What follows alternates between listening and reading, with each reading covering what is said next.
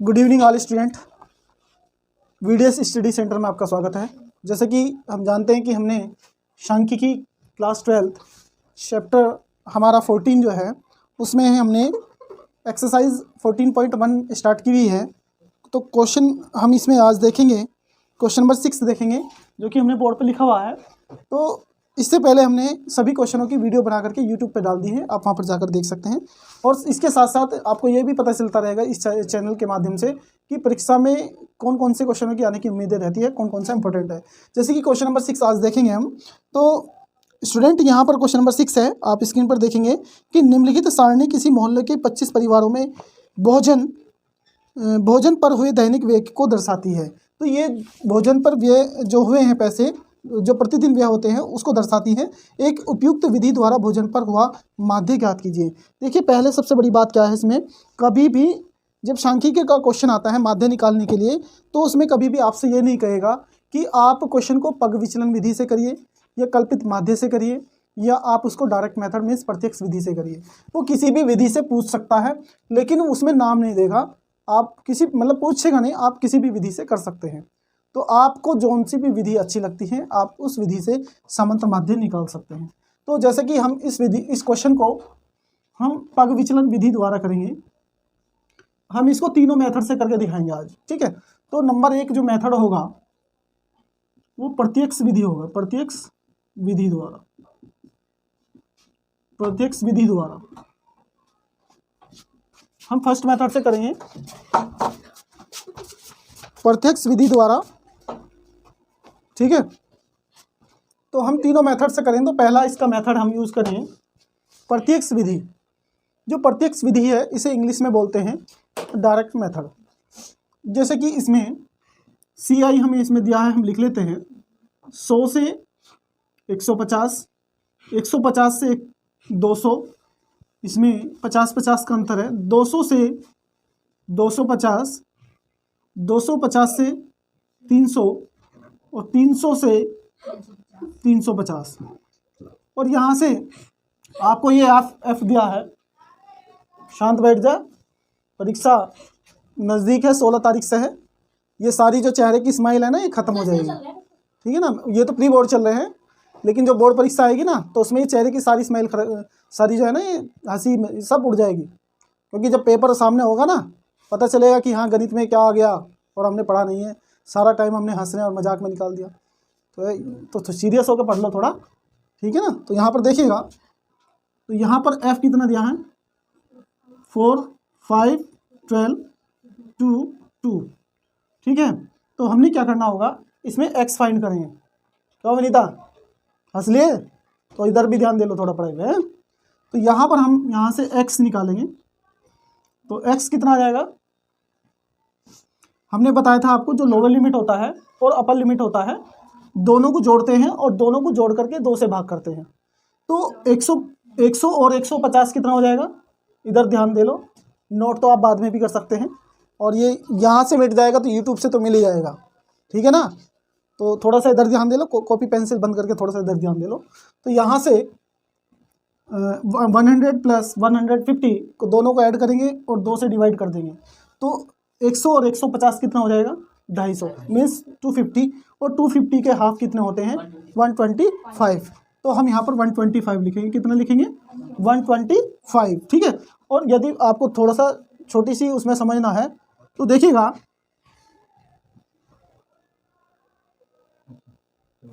तो यहाँ देखिएगा ये 50 है, इसका हाफ इधर देते चले जाइए। जो हमारा I है या H कहेंगे आप उसे, वो 50 है। 50 का आधा इधर देते चले जाइए। 100 को 25 देंगे आप, 125 हो जाएगा। 150 को 25 जोड़ेंगे 175, और 200 को 25 आप जोड़ेंगे 200 में तो 225। आप 250 में 25 जोड़ेंगे तो 275, और 300 में 25 जोड़ेंगे आप 325। यहाँ तक आपको समझ में आया होगा। तो हम पहले इसे प्रत्यक्ष विधि से करेंगे। अब तक जो भी हमने क्वेश्चन किए हैं 14.1 के जितने भी क्वेश्चन किए हैं अब तक हमने केवल एक ही मेथड से किए हैं, वो आपको मैंने बता दिया, पग विचलन विधि से करे हैं। अब हम इस क्वेश्चन को तीनों विधि से करेंगे। जो विधि आपको आसान लगती है, आपको डायरेक्ट मीन्स प्रत्यक्ष विधि आसान लगती है उससे भी कर सकते हैं। पेपर में कभी नहीं कहेगा कि प्रत्यक्ष विधि से करो या पग विचलन विधि से करो या कल्पित माध्य विधि से करिए, किसी से भी कर सकते हैं, कभी भी नाम नहीं आएगा। तो तीनों विधि हम आपको बताएंगे, यहाँ पर बताने वाले हैं। तीनों में से जो आपको अच्छी लगे उससे कर लेना। अब यहाँ से fx निकालिए फटाफट, ठीक है। अब यहाँ 125 चौका 500 और 175 पंजे आप मल्टीप्लाई करेंगे जल्दी। 175 की 5 में मल्टीप्लाई करिए और 225 की 12 में, और बाकी की जितनी की हो जाएगी मैं कर ही रहा हूँ। तो यहाँ से 650 जल्दी करिए, और यहाँ से आपका आ जाएगा 0 2 7 जा 14 14 और 1 15 और 2 2 जा 4 और यह 5 करिए। यहाँ से कितना आया 5 5 जा 25 और 5 7 जा 35 और 35 और 2 37 5 1 जा 5 और 8 और यहाँ से 12 की 5 में 5 12 5 जा 60 6 और 12 2 जा 24 24 और 6 30 3 और 12 2 जा 24 और 3 सही देख लो एक बार।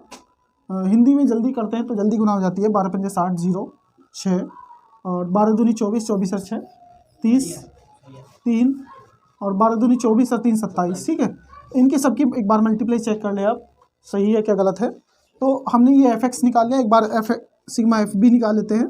तो सिग्मा इसकी अभी आवश्यकता नहीं पड़ेगी। तो यहाँ से देखिए 5 और 4 9 9 और 2 कितने हो गए 11 11 और 2 13 13 और 2 15 15 का 5। इसमें बोला भी गया था कि 25 परिवार है, इसको जोड़ने की भी आवश्यकता नहीं थी, ये परिवारों की संख्या दी थी तो उनको जोड़ लिया है। तो दैनिक व्यय रुपये में दी थी कि ऐसे कितने परिवार है जो 100 से 150 के बीच में खर्च करते हैं, वो चार परिवार है। तो इस तरह का दैनिक व्यय दे रखा है। तो अब हम आगे की बात करते हैं। वो सिग्मा एफ एक्स भी चाहिए हमको, तो सिग्मा एफ एक्स इनको भी ऐड करिए। देखिए कितना समय लग रहा है, यदि पग विचलन विधि से करते तो इतना समय नहीं लगता है। तो इनको जल्दी ऐड 5, इसे थोड़ा इधर लिख लेते हैं 650 था ना, 5 यहाँ 5 ही आ जाएगा है ना, 5 ही आ जाएगा। और यहाँ 0 7 7 7 5 12 12 5 17 7 2 1 17 का 7 का 1 और 5 8 5 13 13 और 7 कितना हो गया 20 20 और 5 25 25 और 1 25 और 6 31 और 1 32 2 3 5। पहले कितना आया था, अब सही है, ठीक है चेक कर लेना, बाद में चेक कर लेना। तो देखिए ज़रा यहाँ पर, तो अब जो डायरेक्ट मेथड है प्रत्यक्ष विधि, ये क्या है x बार बराबर sigma F x upon sigma F. तो यहाँ से देखेंगे सिग्मा एफ एक्स, देखिए सिग्मा एफ एक्स आपका आया है, आंसर चेक कर लो एक बार। 5 2 7 5 सिग्मा एफ 25। तो कितना आया था 25 दूनी 50 और 25 से कम 25 बच्चे 2 25 से कम 25, तो x बार बराबर कितना गया 211। तो आंसर चेक करा 211 आ रहा है। तो आगे की बात करते हैं। अब हम दूसरे मेथड पे चलते हैं, सेकंड मेथड। तो सेकंड मेथड क्या है, इसे बोलते हैं कल्पित माध्य, कल्पित माध्य। तो आपको पता चल जाएगा कि कौन सा मेथड आपके लिए सूटेबल है, जो आप परीक्षा में बहुत जल्दी कर सकते हैं। तो कल्पित द्वारा, कल्पित विधि लिखेंगे इसे, तो कल्पित विधि द्वारा, ठीक है। तो कल्पित विधि द्वारा आप देखेंगे यहाँ पर कल्पित विधि में क्या करते हैं, हम डी निकालते हैं। डी कैसे निकालते हैं, x माइनस ए करके, एक्स आई नहीं करते इसमें, x माइनस ए करके आपने इस वाले जो मिडिल वाली जो संख्या है उसको a मान लेंगे। क्या मान लेंगे, a। तो यहाँ से 0, देखिए 0 मान लिया, और आपने क्या करना है x में से ये लेस करना है। जब आप इसमें से इसे ही लेस करेंगे, घटाएंगे, सब्ट्रैक्ट करेंगे तो 0 आएगा। 100 देखिए आप 175 में से 225 घटाइए, कितना आया जल्दी 225 में से ये घटा दो, 100 ये घटा दो, 50 आ जाएगा ना, वो भी माइनस के 50 और यह माइनस के 100 हो जाएगा, ऐसा ही है, ठीक है। ये प्लस के 50 आ जाएगा और ये प्लस के 100 हो जाएगा, घटा के देख लो चाहे आप। 325 में से 200 घटाएंगे तो 100 ही बचना है। ऐसे इधर देख लीजिए, जब 125 में से आप 225 घटाएंगे तो माइनस के 100 बचेंगे, ठीक है, क्लियर। अब हमने क्या करना है, इसमें डीएफ निकालना है। क्या निकालना है?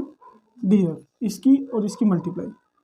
4 की 100 में करेंगे 400, 5 की 50 में करेंगे 5 पंजे 25, 250, 12 0 0, 12 0 0 और 50 दूनी 100 प्लस का 100 और इधर भी 200 आ जाएगा, ठीक है। अब इनको ऐड करना है, यहाँ से 650 आ जाएगा माइनस के 650 और यहाँ से प्लस क्या आ जाएगा 300। तो 650 में से 300 घटाइए आप, तो 350 ही बचेगा। सिग्मा डी एफ, ये एफ डी बराबर माइनस के 350, ठीक है। आप देखेंगे जो कल्पित विधि है, कल्पित विधि क्या होती है, इधर देख लो। कल्पित विधि होती है एक्स बार बराबर A plus sigma F D upon sigma F. इसमें आई नहीं आता है या एच नहीं आता है। तो ए कितना है हमारा, ए 225 है हमारा, कितना है,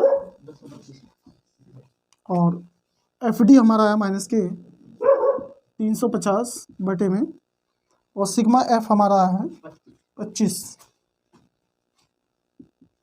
25 से इसको डिवाइड कर देंगे, 25 से कम 25 बचे 10, 25 चौका 100, तो 225 माइनस के 14, आप इसे घटाइए 1 1 2, तो यहाँ से आप देखेंगे यहाँ से भी 211 आ रहा है।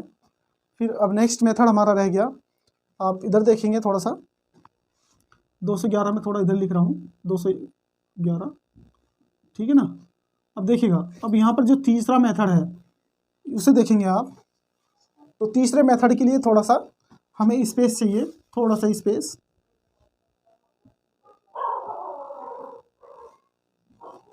जो तीसरा मेथड है तो उसमें हमें क्या करना पड़ेगा,